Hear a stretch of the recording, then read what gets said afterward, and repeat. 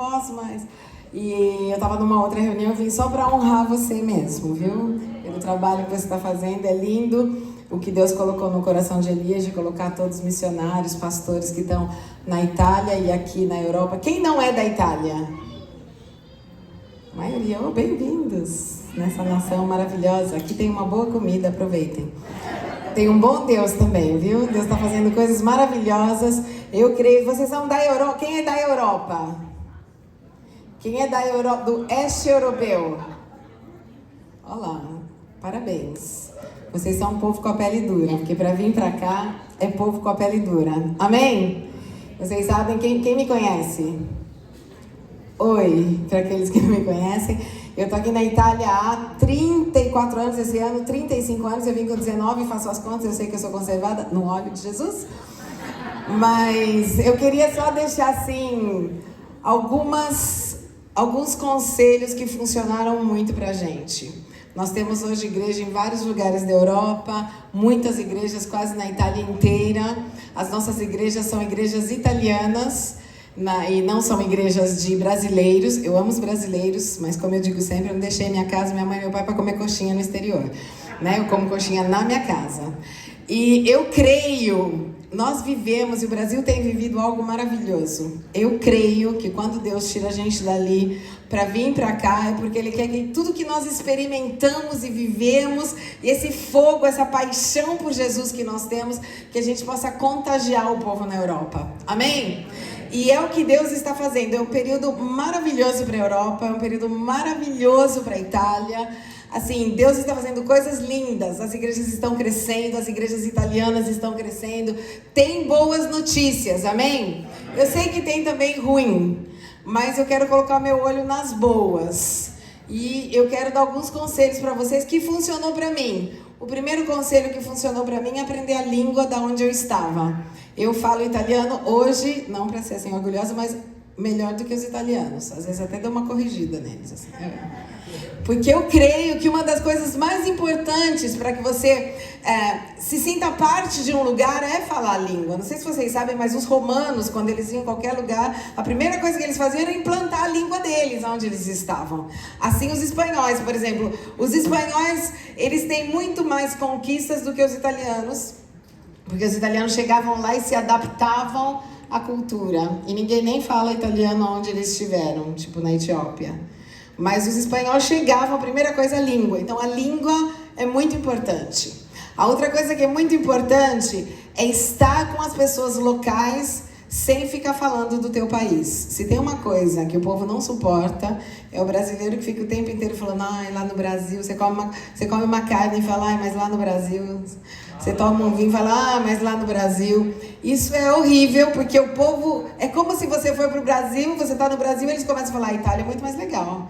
Mas na França é muito melhor. Nós não gostaríamos, amém? Do que a gente gosta? Que o povo vá para o Brasil e fala, que carne, ai, que gostoso, que praia. Você fica todo assim, feliz. Você já abre o coração. Eles são idênticos. As pessoas do local, eles amam saber que tem pessoas que amam a nação deles, a cidade deles. Então, se você está na Inglaterra, vira inglês. Se você está na França, vira francês. Grego com os gregos, judeus com os judeus, italiano com os italianos. Porque se nós queremos conquistar esse povo, nós precisamos amar. A Bíblia diz que a fé age através do amor. Então, se você não amar o lugar onde você está, vai ser muito difícil. E eu vivo no meio de pessoas estrangeiras que elas vivem falando quanto era melhor na casa delas, e quanto é ruim, e quanto é difícil. É difícil? É bem diferente do Brasil? É bem diferente do Brasil. Eu lembro quando eu cheguei na Itália, eu venho do mundo carismático. Eu vivi em convento, uma história longa. Mas eu lembro que eu saí do Brasil, eu tinha aberto um grupo na favela. A gente era assim, eu e a moça que trabalhava lá em casa. Depois de uma semana era o grupo inteiro, e depois de 3 meses a favela estava com a gente. Todo mundo, eu cheguei na Itália e já comecei a declarar. Sabe que às vezes a gente acha que a declaração muda tudo, né? Mas não é bem assim. Então eu cheguei assim, nossa, em uma semana a gente vai ter 50. 3 anos vai ter 50. 3. E pregando na rua, nas praças, batendo quase na casa do povo.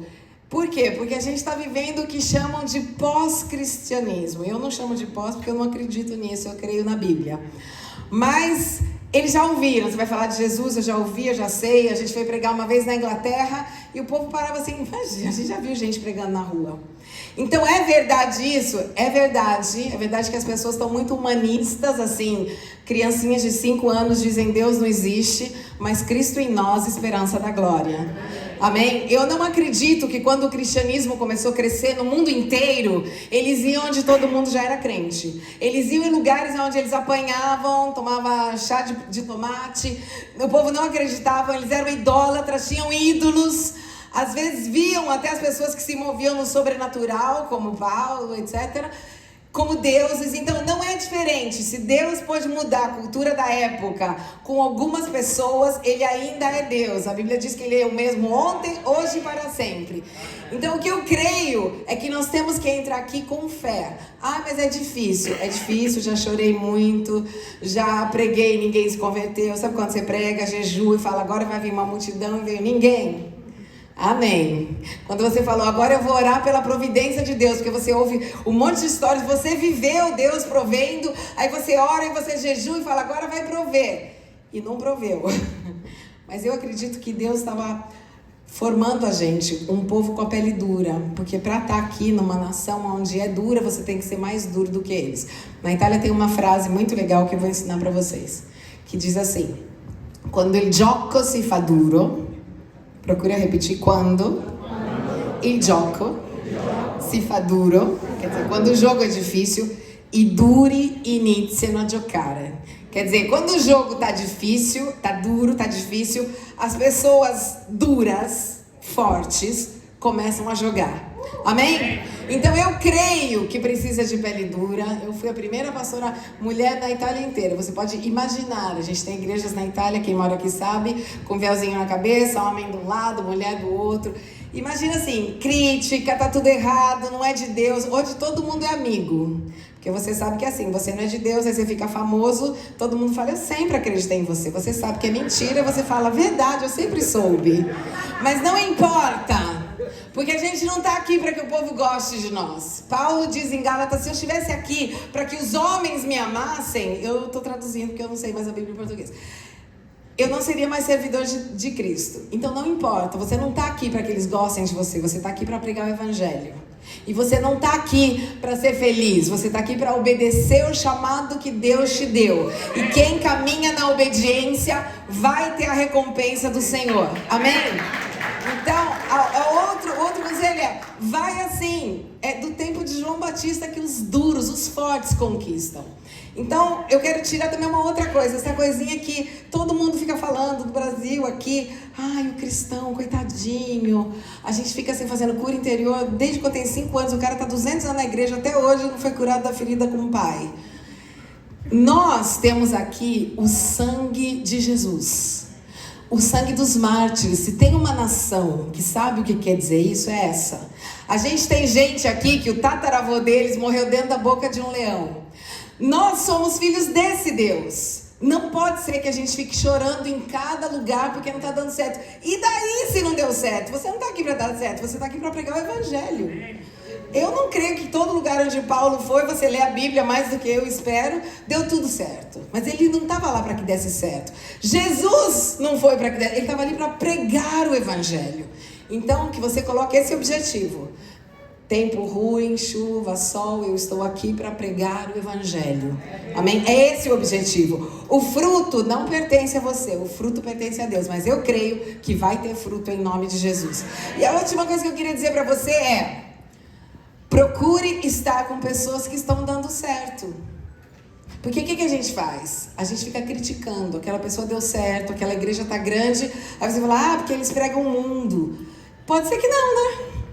Então assim, procure alguém que está dando certo na tua nação. Vai ali e senta com eles. Quando eu comecei a igreja aqui, eu sentei com o Yonggi Cho, fui lá bater na casa dele. Era a igreja na época maior do mundo, hoje não é, hoje é lá na África. Fui lá e falei assim, como é que faz para crescer? Imagina, desse tamanho, 20 anos. Ele olhou para mim e estava vestido com uma roupa de esqui. Eu na época tinha 5 membros na igreja e não dormia de noite porque eu estava escrevendo um livro de escola bíblica que não tinha italiano. Eu falei, você tem tempo para esquiar? Ele falou assim, querida, ter uma igreja grande é muito mais fácil do que ter uma igreja pequena. Eu falei, então eu quero esse negócio. E ele falou pra mim, você tem que aprender a delegar. E falou 3 coisas. Jejum, oração e a mesma visão teológica. E eu comecei a colocar em prática. Fui para Singapura e fui na maior igreja, fui para o Brasil. Comecei a perguntar e aprender. A gente tem que ter a humildade de aprender com quem sabe mais. Aprende algumas coisas, você vai copiar, não tudo, porque você não está na Colômbia. O G12, por exemplo, o povo pegou o modelo da Colômbia e jogou no mundo inteiro. Só que o mundo inteiro não é a Colômbia. Podia funcionar num lugar, pode não funcionar. Pega o que funciona, pega o que é bom para a nação onde você está, mas aprenda com as pessoas locais, sobretudo, além de aprender com todo mundo. Por quê? Porque a Itália, eu sei muito da Itália, mas se eu for pregar na Inglaterra, onde eu ainda não tenho uma igreja, eu vou provavelmente pedir para alguém, inglês, como é que funciona a igreja na Inglaterra. E eu vou sentar e vou aprender e vou passar um tempo aprendendo com eles. Nós temos que saber que o que está dando certo numa nação, talvez aquela pessoa tenha experiência. A gente tem que ser humilde para aprender isso. E o resto o Senhor vai fazer, porque Ele é lindo, maravilhoso, fantástico. E Ele vai abençoar a tua vida, porque Ele é Deus. Ele é Deus sempre. Pastora, sempre deu certo, por isso que você dá nessa alegria? Não, gente. Eu falei pra você, nós começamos com 3. Você quer que eu conte como é que eram os meus primeiros cultos? Eu vou contar pra você. Primeiro culto, a gente alugou um pub. Um lugar onde vendiam bebida e tal. Porque a gente queria evangelizar os jovens. Eu tocava 3 músicas no violão. 1, 2, 3. E até hoje só sei essas 3. Eu saí da igreja católica onde eu pregava em estádio. E saí por obediência e comecei com 3 bonitinhos. Um menino eu tinha evangelizado na piscina. A outra era uma menina cheia de problema que falou, por favor, se eu podia ser mãe espiritual dela e ensinar a Bíblia. Eu falei, tudo bem. E os nossos primeiros membros, uma senhora com cabelo deprimido e uma sem cabelo deprimida, mas as 2 eram deprimidas. E eu lembro desse culto, vou lembrar a vida inteira, eu tocando e olha eu assim. E nós vamos conquistar o mundo, e Jesus é o Senhor. E sabe quando você sai da fotografia? Você sai da fotografia e eu falo, meu Deus. Um menino que sempre batia palma, assim, que eu tinha evangelizado, ele nem sabia que ele estava batendo. A outra que ficava assim. A deprimida com cabelo e a deprimida sem cabelo. E eu lembro que eu falei, Deus, eu devo ser completamente louca. Eu acho que Deus falou comigo que eu vou trabalhar no avivamento da Europa e eu tenho esse povo. A Caverna de Adulão é premium. Caverna de Adulão é um negócio... Eu sonhava de ter os do Adulão. Eu falava, que bom. Então o que eu quero dizer pra você?